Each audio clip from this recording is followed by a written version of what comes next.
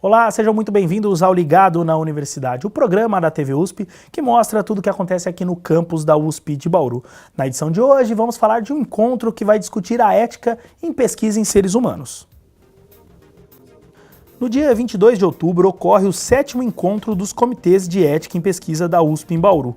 O evento, que é promovido pelos Comitês de Ética em Pesquisa em Seres Humanos da FOB e do Centrinho, é totalmente gratuito e vai contar com 5 palestras. O tema central desta edição são os desafios dos aspectos éticos envolvendo a pesquisa em seres humanos. E para falar mais sobre esse evento, estamos recebendo hoje aqui o professor Paulo Sérgio da Silva Santos, que é docente da FOB e vice-coordenador do Comitê de Ética em Pesquisa aqui da Faculdade, de Pesquisa em Seres Humanos, né, professor? Sim. Professor, primeiramente, muito obrigado por ter atendido o nosso convite. Eu que agradeço a oportunidade, que temos um bom momento para discutir sobre isso aqui. Professor, antes da gente falar sobre o encontro, queria saber sobre o Comitê de Ética em Pesquisa em Seres Humanos. O que é esse comitê, professor? O Comitê de Ética, ele é uma comissão que é formada por um grupo de pessoas que ele tem função consultiva e educadora, e educativa. Porque consultiva para poder avaliar projetos de pesquisa com relação à ética, a parte ética do projeto, e educativa para que possa orientar os pesquisadores para como fazer esse processo da pesquisa voltada para os seres humanos dentro dos critérios de ética, e aí sim esse comitê se reúne, tem essa parte consultiva, e aí se toma uma decisão sobre esse projeto, se ele está dentro de normas éticas ou não. E ele responde, todo o comitê de ética responde a um comitê central, certo, que é o Comitê Nacional de Ética e Pesquisa em Seres Humanos, que é do Ministério da Saúde. Professor, então o objetivo é vocês aprovarem ou não os projetos, basicamente isso? Exatamente. Ele é aprovado se ele não fere em nada a autonomia do sujeito da pesquisa, que é o indivíduo que vai ser pesquisado, e também resguarda, protege o pesquisador com relação a critérios éticos. E o senhor citou brevemente, mas assim, como que funciona a dinâmica? Vocês se reúnem todos e pegam esses projetos, discutem, como vocês fazem essa avaliação? Os projetos são submetidos a uma plataforma digital, chamada Plataforma Brasil, que é uma plataforma do Conselho Nacional de Ética e Pesquisa, chamado de CONEP. Todos os projetos, não todo só projeto, da USP. todo Certo. projeto fica, e essa plataforma, ela tem acesso público. Então, por exemplo, se você está sendo pesquisado, você aceitou participar de uma pesquisa, você quer saber como é que está essa pesquisa, você tem acesso público como um sujeito de pesquisa para saber como é que está essa pesquisa, se ela terminou, quais foram os resultados. Então ela é um acesso público, e isso é o destaque dos comitês de ética, é a autonomia do sujeito, da pessoa que está sendo pesquisada. Então os projetos são submetidos a essa plataforma, uma secretária de cada comitê distribui esses projetos junto com o coordenador e vice-coordenador para os pareceristas, que são os membros do comitê. Esses membros recebem com antecedência, então esses projetos fazem a avaliação dentro das normas do comitê e tem uma reunião, onde nessa reunião todos os membros, tem titular e suplente, todos os membros daquela reunião discutem os projetos que foram, e aí se tem um consenso sobre se ele está dentro de normas de pesquisa ou não, e a partir daí é dado um veredito de aprovado ou pendência, quer dizer, a pendência dá a possibilidade do pesquisador ajustar os critérios e submeter novamente, ou negado se ele está ferindo a ética do paciente da pesquisa. E toda unidade que desenvolve pesquisa, então, tem o seu comitê, aqui é a FOB e o Centrinho? Aqui, no campus de Bauru, tem um comitê da FOB e um comitê do Centrinho, do Hospital de Reabilitação das Anomalias Craniofaciais. Nem todo centro de pesquisa tem um comitê, tem um CEP. Certo. Mas ele tem que ter algum CEP de referência, então ele pode usar o CEP de outra instituição, né? Mas nem todos eles têm. Mas na maioria das universidades e centros de pesquisa você tem CEPs, e aqui nós temos o privilégio de ter 2. O CEP é composto por membros aqui na FOB dos departamentos professores, né? Mas também tem gente de fora da faculdade, da instituição, professor? Tem. São eleitos 2 professores de cada departamento, um titular e um suplente. Quando o titular não pode, o suplente vai.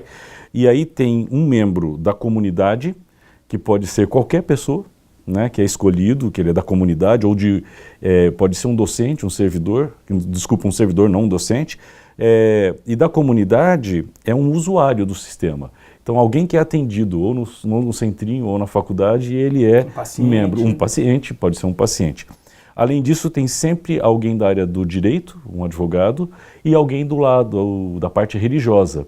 Então nós temos no comitê da FOB USP, temos uma advogada, temos um padre, né, que ajuda a ter esse conceito de ética, o que vai ferir a ética do sujeito a ser pesquisado.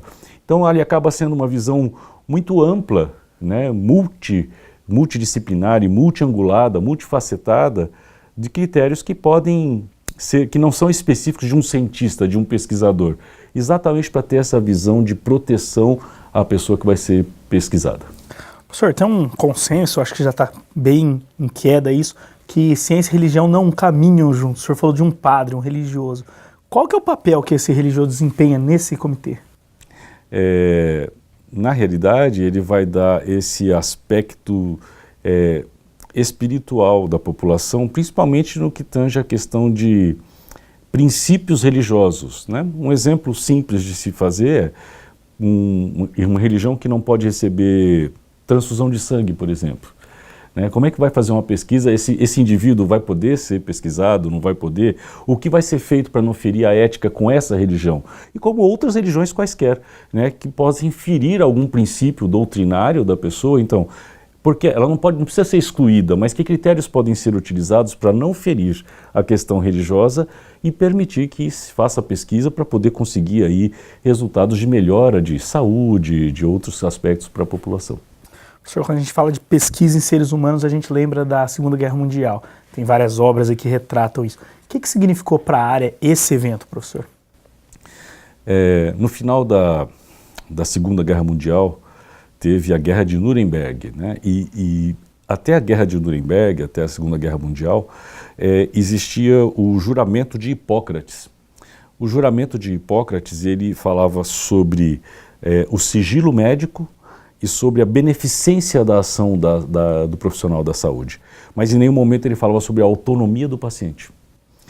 Com o Código de Nuremberg, os médicos nazistas, né, eles foram julgados, foram 23 médicos que foram julgados pelas pesquisas, pelos estudos que eles fizeram em presos por questão racial, né, políticos e militares que foram presos. Então eles pesquisaram esses indivíduos na Segunda Guerra sem direito nenhum de autonomia de que eles seriam sujeitos da pesquisa. Em nome do bem da ciência. Em nome do bem da ciência.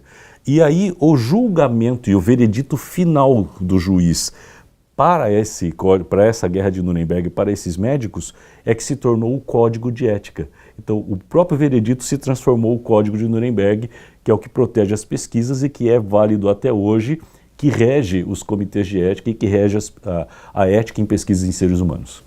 Professor, qual que é a importância das pesquisas em seres humanos? Se a gente fala, olha, não devia fazer nos seres humanos, qual que é a importância? Hoje tem pesquisa que tem que ser feita em seres humanos, né, professor?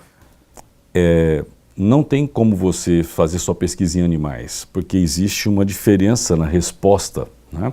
Então a pesquisa em animais ela é importante, é fundamental, é uma etapa da pesquisa, mas enquanto você não testa isso em seres humanos, você não tem a resposta real do que vai acontecer, de resposta da célula, do organismo. Então a pesquisa em seres humanos ela é fundamental para se entender, principalmente novos medicamentos, cura para algumas doenças, então ela tem que ser realizada. E a preocupação é exatamente essa da questão ética.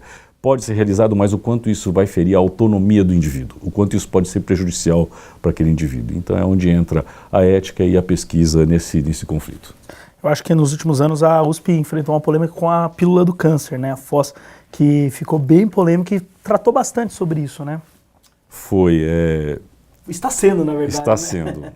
Na realidade, eu imagino que deve ter havido uma precipitação por parte da política, por parte talvez da mídia também e da própria população.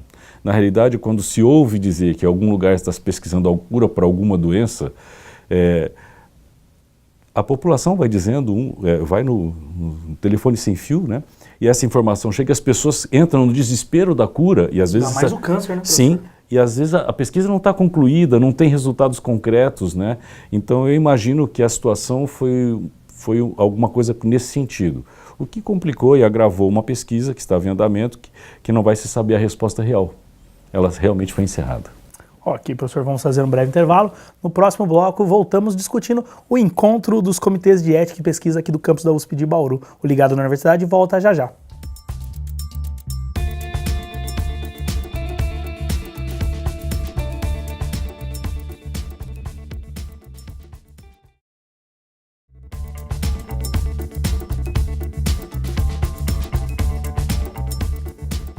Estamos de volta com o Ligado na Universidade, recebendo hoje aqui o professor Paulo Sérgio da Silva Santos, falando sobre o encontro dos comitês de ética em pesquisa da USP em Bauru. Professor, qual que é o grande objetivo desse encontro? Esse encontro tem o objetivo de reunir participantes dos dois CEPs, dos dois CEPs aqui do campus, da FOB do Centrinho, de reunir os pesquisadores envolvidos com as pesquisas que usam esses dois CEPs, com os acadêmicos, os pós-graduandos que estão desenvolvendo pesquisa, ou que pretendem fazer pesquisa, com a população que se interessa em eventualmente participar como membro de um comitê de ética e entender. E esse evento acaba atraindo outros centros, né? Por exemplo, o Hospital Amaral Carvalho em Jaú tem um CEP. Então essas pessoas vêm, a Unesp tem um CEP, essas pessoas podem vir. Então a ideia é que regionalmente nós temos um centro para discutir as questões éticas em pesquisa, que são sempre um desafio e tem sempre atualizações, é discutir isso nesse momento, né? Então é um momento para poder ouvir, mas para também discutir, fazer um network, uma discussão pontual, conhecer outras pessoas e entender os processos dos comitês de ética em pesquisa em seres humanos. Temática central, então, é pesquisa em seres humanos mesmo, né, professor? Essa é a temática central.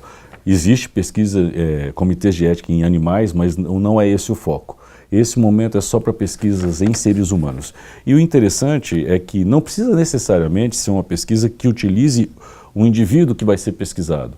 Pode ser a célula desse indivíduo, pode ser o sangue, pode ser a saliva, pode ser um exame de imagem, pode ser um prontuário dos dados desse indivíduo em um hospital que ele foi tratado, o que ele foi tratado aqui na faculdade. Então, qualquer informação que tenha dados ou material biológico, ou o próprio paciente que vai se utilizar dados desse indivíduo, entra em ação no Comitê de Ética e Pesquisa em Seres Humanos. Professor, no encontro do dia 22, se eu não me engano, são 5 palestras, né? Quais temas vocês irão abordar, professor?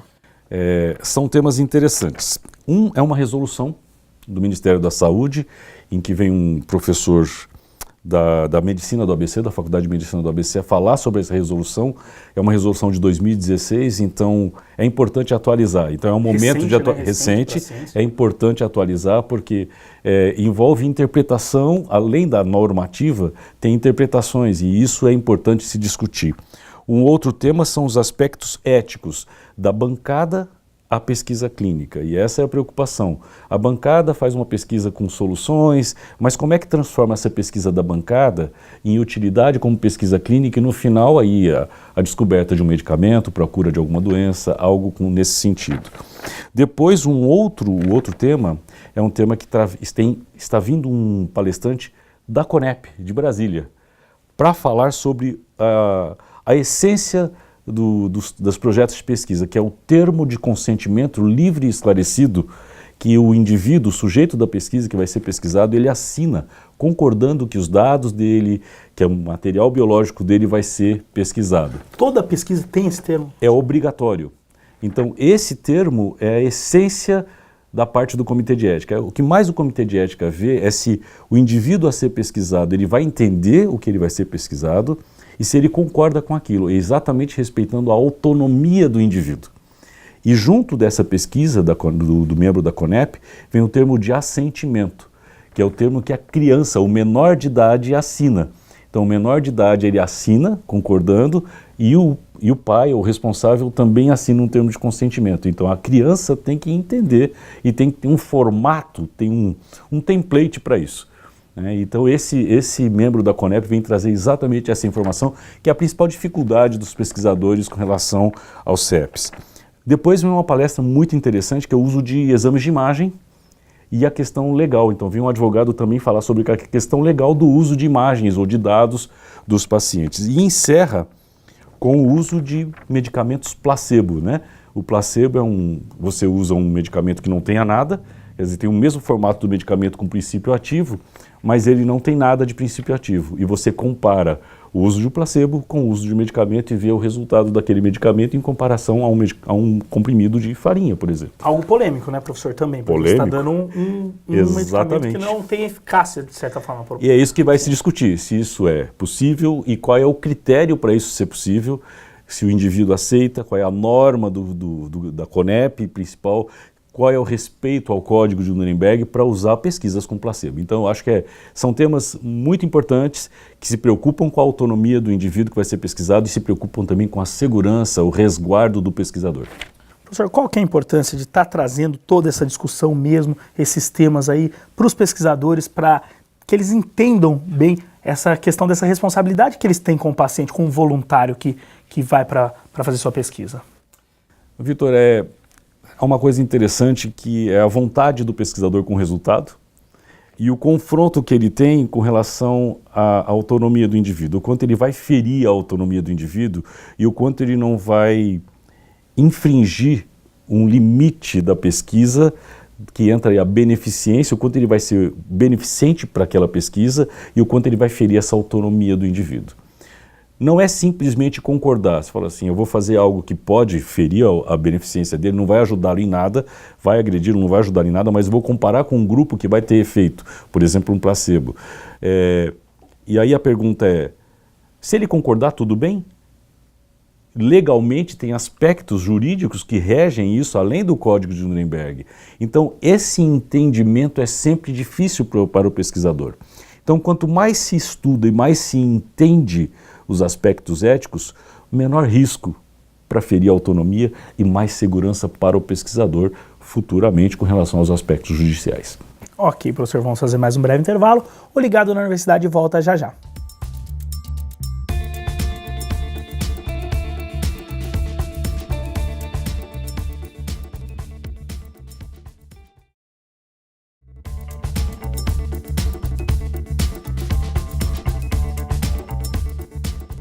Estamos de volta aqui com o Ligado na Universidade, recebendo hoje o professor Paulo Sérgio da Silva Santos, que é vice-coordenador do Comitê de Ética em Pesquisa da FOB e veio falar sobre o encontro dos comitês de ética em pesquisa que vai reunir a FOB e o Centrinho.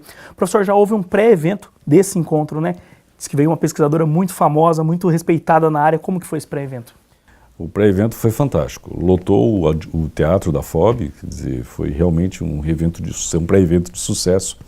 A sugestão do nome da pesquisadora, que é a doutora Maiana Zatz, ela é um nome de referência em pesquisa no Brasil, uma referência internacional, e a pesquisa dela é com genética. Então você imagine o que isso abre o leque de informações, que pesquisa a influência genética nas doenças, as respostas, o comportamento, e o tema era genética, mas ética, e ela quis deixar bem claro isso, estudar a questão dos genes e a questão ética de estudar os genes. E ela começou a abordagem dela, inclusive, falando o seguinte, eu vou trazer muito mais instigação e perguntas do que respostas, porque na área de ética, essa é a grande dificuldade de se entender, de se interpretar o resguardo aí do paciente, do pesquisador e a questão ética com genes, isso, você imagina o quanto isso extrapola, né? teve a ovelha Dolly, que veio, então assim, o quanto isso pode acontecer, né? Os filmes mostram coisas às vezes verdadeiras e às vezes utópicas. E ela abordou inclusive esses aspectos, e o que foi interessante é que além de ter trazido profissionais, tanto da Unesp quanto aqui da USP, outros pesquisadores da região, os alunos dos cursos de odonto, medicina e fonoaudiologia realmente lotaram o teatro, e foi um momento que ficou quase o mesmo tempo de palestra foi de perguntas.